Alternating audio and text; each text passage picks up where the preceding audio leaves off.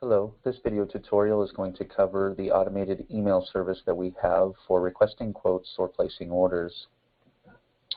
Real quick, we'll go over the required fields and then we'll submit one off, and I'll show you what kind of a response that you would get from our system. So there are two options, as I mentioned. You can request for a quote or you can actually place an order. If you do select order, the PO reference field will be required. However, it is not required in the request for quote. The carrier will default to your account setup. So if this is not selected, it will be whatever your account is set up on our end. If you need to select something specific, please do so in this drop-down box here. The address information is not required for the quoting side. However, it is required for the order. And then the contact email is always required, and this contact email must be something that has already been set up on our side in the past. Next, we have a part number and quantity. Those two fields are required for every line item on this template.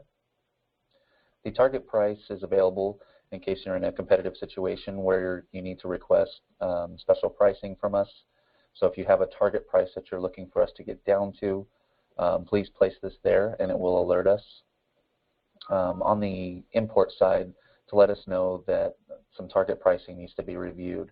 Now, it's not going to guarantee that you'll get your target price back in return. However, it will give us a chance to review and see if there's anything that we can do.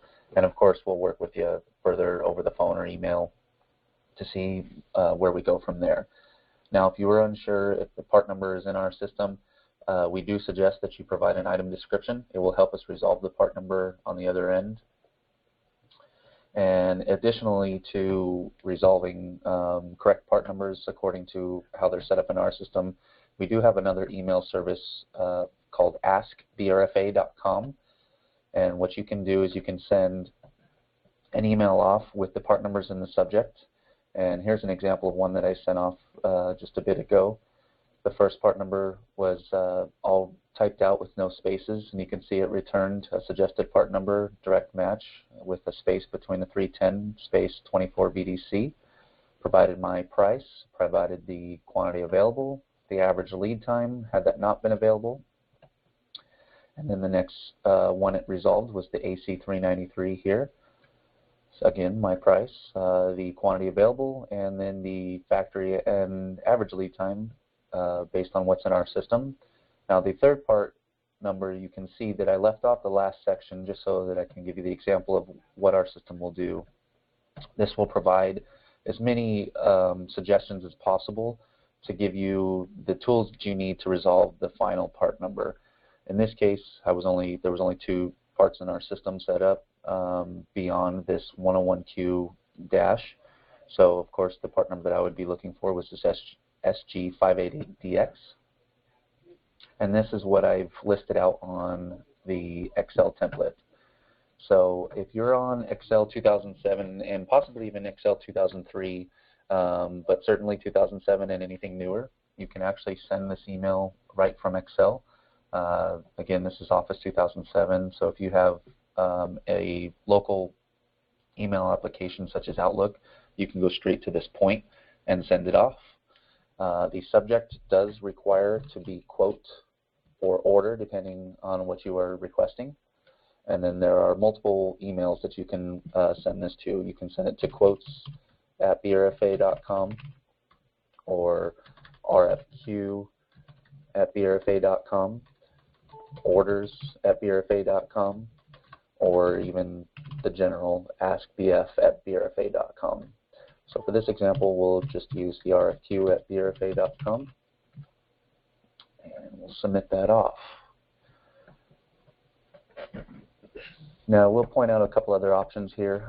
We do allow for additional notes, so if there's any special shipping instructions or handling instructions, contact instructions, please do so by entering them in this additional notes field. It is not required, however, it is available for you to use.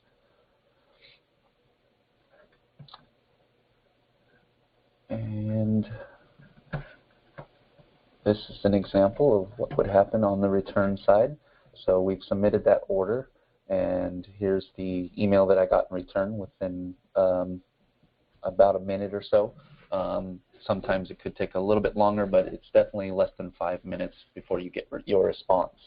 If there's any issues with the part numbers, you'll get a very similar message. It'll basically just mention that there was some possible further investigation that's required, and it was assigned to our internal customer service rep, who will take it to the next step, reach out to you if possible or necessary. And otherwise, if you've got 3 direct part numbers and they all match in our system, you're going to get your actual reference quote number, all in return, or order number if that's the case. And that concludes this video tutorial. I hope you found this useful, and have a great day. Thank you.